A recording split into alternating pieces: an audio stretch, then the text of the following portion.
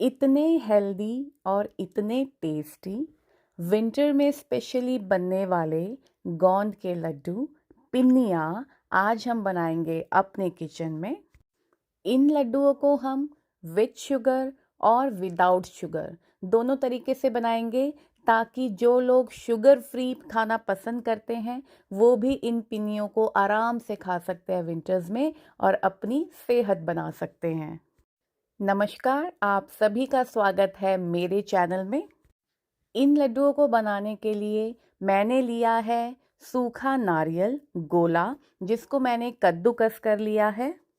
सभी इंग्रेडिएंट की लिस्ट मैं डिस्क्रिप्शन बॉक्स में डाल दूंगी। साथ ही मेरे पास ये सफ़ेद तिल का पाउडर था, मैंने तिल के लड्डू बनाए थे तो वो पाउडर बचा हुआ था, वो मैं ले रही हूँ। ये है मल्टीग्रेन आटा, आप इसमें बेसन भी ले सकते हैं, आप सिर्फ आटे से भी बना सकते हैं, जैसी आपकी मर्ज़ी। और ये है स्टार इंग्रेडिएंट आज का, जो है हमारा गोंद, वाइट गोंद। इसके साथ साथ हम लेंगे मखाने,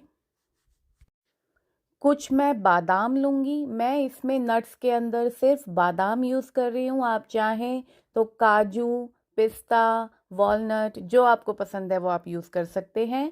अब ये है मेरे पास बूरा। साथ ही हमें चाहिए खूब सारा घी, क्योंकि ये सारी चीज़ें होंगी फ्राई। तो हमने यहाँ पे ले ली एक बड़ी सी कढ़ाई, क्योंकि हम अच्छी खासी क्वांटिटी में आज ये लड्डू बनाएंगे। इसमें हम डालेंगे 4 करछी घी, क्योंकि सबसे पहले हमको अपने गोंद को फ्राई करना है। याद रखिए, गोंद को आपने थोड़ा थोड़ा डाल के ही फ्राई करना है, और जैसे ही आप गोंद को घी के अंदर डालें उसे तुरंत चलाते रहिए, वरना वो चिपक जाएगा। घी हमारा जैसे गर्म हुआ, थोड़ा थोड़ा गोंद डाल के हम लगातार उसे चलाते हुए फ्राई कर लेंगे। गोंद हमारा बहुत अच्छे से फूल जाएगा। सारे गोंद को ऐसे ही फ्राई करके हम निकाल लेंगे। कढ़ाई हम मोटे तले की ही लेंगे, क्योंकि बाद में हमें आटा भी इसमें भूनना है। अगर पतले तले की कढ़ाई होगी तो आटा हमारा जल जाएगा, इवनली भुनेगा नहीं।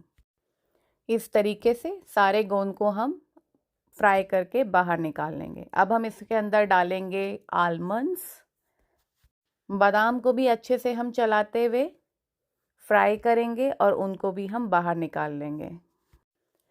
आलमंड्स फ्राई होने के बाद हम इसमें ऐड करेंगे मखाने। मखानों को भी हम घी में अच्छे से भूनेंगे, और जब वो एकदम क्रिस्प फ्राई हो जाएंगे उनको भी हम बाहर निकाल लेंगे। इन सभी चीज़ों को बारी बारी हमको भूनना है और मीडियम फ्लेम पे भूनना है।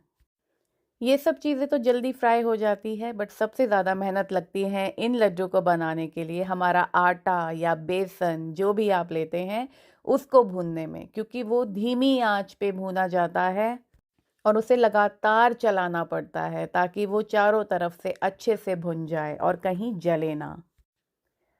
मखाने हमारे भुन गए। अब हम घी नहीं डालेंगे। ये नारियल जो मैंने कद्दूकस किया था सूखा गोला, वो है। इसके अंदर अपना खुद का काफ़ी ऑयल होता है, तो मैं इसमें कोई घी नहीं डालूंगी। ये बहुत जल्दी फ्राई हो जाता है। जैसे ये थोड़ा सा गोल्डन होना शुरू करेगा, गैस को मैं कर दूंगी बंद, और इसमें मैं डाल दूंगी अपना सफ़ेद तिल का पाउडर। अगर आपके पास सफ़ेद तिल का पाउडर नहीं है तो आप यहीं पे सफ़ेद तिल को अलग से भून के निकाल लीजिएगा पहले ही, और बाद में नारियल के बुरादे को आप सेक लीजिएगा। गैस मैंने बंद कर दी है। अच्छे से इनको मैं भून लूँगी और इनको भी मैं अलग से निकाल दूँगी। अब सेम इसी कढ़ाई में मैं डाल दूँगी मल्टीग्रेन आटा, जो मैं बेस रखूँगी लड्डू का। पहले मैं सूखा आटा ही डालूंगी, घी नहीं डालूंगी। पहले आटे को हम सूखा ही चलाएंगे कढ़ाई में, और फिर थोड़ा थोड़ा घी डाल के आटे को घी के साथ भूनेंगे धीमी आंच पे।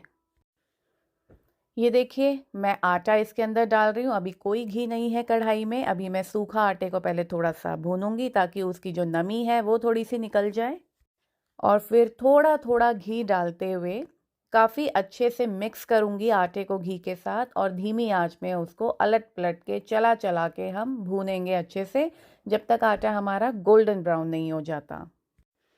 जैसा कि मैंने कहा था, ये वाला जो स्टेप है इसमें बहुत टाइम भी लगेगा और बहुत मेहनत भी लगेगी, बट कुछ अच्छा खाने के लिए थोड़ी मेहनत तो बनती है। अब मैं गैस कर दूंगी ऑन, और अब इसको अच्छे से मैं चलाऊंगी, भूनूंगी।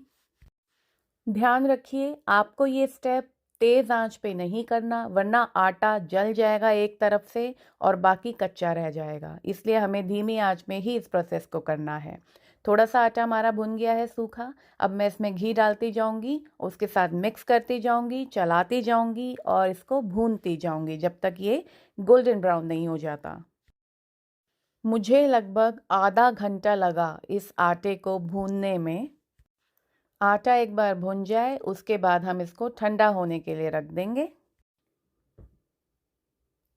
आटा हमारा अच्छे से अब भून गया है। इसकी निशानी यही है कि ये घी छोड़ने लग जाता है, सौंधी सौंधी खुशबू आने लग जाती है, आटा का कलर चेंज हो जाता है। बस यही स्टेप पे हमें आटे को बंद कर देना है, क्योंकि कढ़ाई अभी गर्म होती है और थोड़ा सा ये अपनी हीट में भी पकता है, तो हमें बहुत ज़्यादा जलाना नहीं है।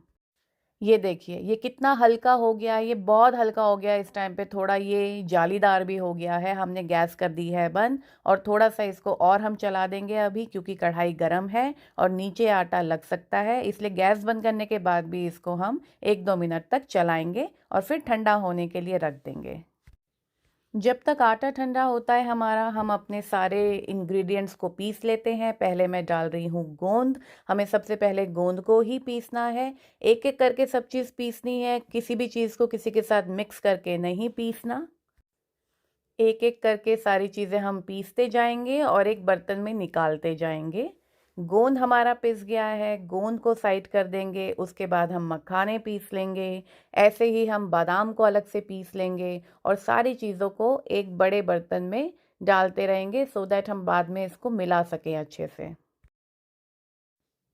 मैं ये बड़ी परात में सारी चीज़ों को निकाल रही हूँ। सबसे पहले मैंने गोंद निकाल दिया है। इसके बाद मैं अपने मखानों को पीसूँगी। मखानों के बाद बादाम की बारी है और सबसे लास्ट में नारियल जो हमने घिसा था और जो हमारा सफ़ेद तिल का पाउडर था, उसको साथ में हम चला लेंगे। उसको हमें ज़्यादा नहीं चलाना है, क्योंकि तिल का ऑलरेडी पाउडर है और नारियल का हमें थोड़ा सा ना वो चंक चाहिए, इसलिए हम उसका बिल्कुल फाइन पाउडर नहीं बनाएंगे।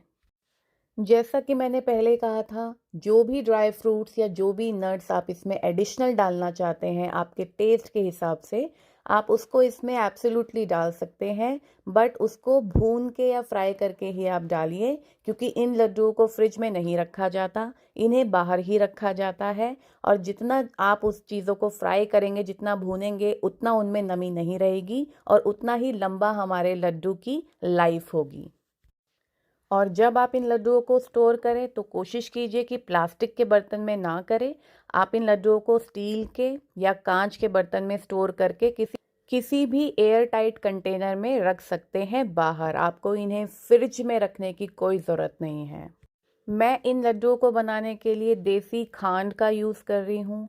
आप चाहें तो शुगर पाउडर डाल सकते हैं, आप चाहें तो जैगरी पाउडर, गुड़ का पाउडर आता है, वो डाल सकते हैं।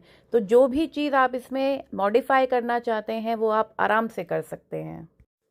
देखिए हमारा आटा हो गया है ठंडा और ये है सभी ड्राई फ्रूट्स का मिक्सचर। इन सबको हम एक बार मिक्स कर लेंगे। मिक्स करने के बाद इसको मैं 2 पार्ट में डिवाइड कर दूंगी, हाफ हाफ, क्योंकि मैं शुगर फ्री लड्डू भी बनाऊंगी। तो एक पोर्शन में मैं शुगर खांड डालूंगी, दूसरे पोर्शन में को मैं ऐसे ही रखूंगी, उसमें मैं कुछ नहीं डालूंगी, क्योंकि वो शुगर फ्री लड्डू मैं बनाऊंगी। जिन लोगों को डायबिटीज़ है वो लोग भी ये खा सकते हैं। अब जो ये आटा है इसको भी एक बार अच्छे से चला लेंगे और फिर हाफ हाफ ये दोनों ही पोर्शन में हम डाल देंगे। आधा हम डाल देंगे अपना शुगर वाले लड्डुओं के लिए और आधा हम डाल देंगे शुगर फ्री वाले हमारे लड्डुओं के लिए। और अब दोनों ही पोर्शन को हम करेंगे मिक्स। सारी चीज़ों को अच्छे से मिक्स करेंगे, आटा, ड्राई फ्रूट्स, नट।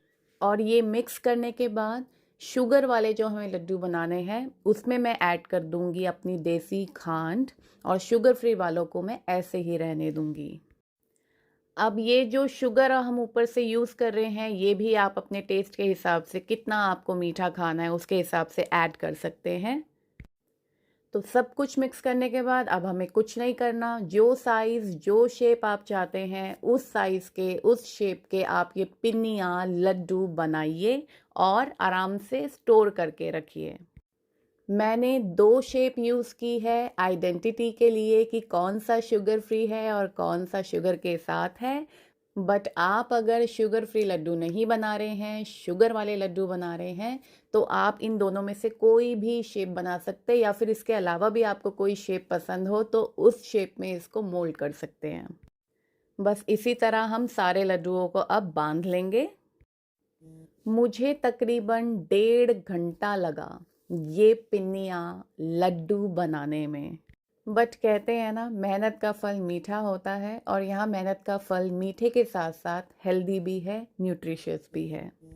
देखिए, दोनों ही पिन्नियाँ मेरी बनके हो गई हैं रेडी। एक है गोल शेप में और शुगर फ्री वाली है मेरी दूसरी शेप में। मैं आपको ये तोड़ के दिखाती हूँ। इन पिन्नियों का, इन लड्डू का टेक्सचर कितना अच्छा है, कितने सॉफ्ट बने हैं। आई एम श्योर बहुत सारे घरों में ये पिन्नियाँ बन गई होगी, बट अगर आपने नहीं बनाई हैं तो अभी जाके बनाइए। और अगर आपको मेरी रेसिपीज़ अच्छी लगती हैं तो प्लीज़ मेरे चैनल को सब्सक्राइब कीजिए, अपनी फैमिली और फ्रेंड्स के साथ शेयर कीजिए। मैं मिलती हूँ आपको किसी और नई रेसिपी के साथ। तब तक अपना ध्यान रखिए और अपने फीडबैक हमारे साथ ज़रूर शेयर कीजिए।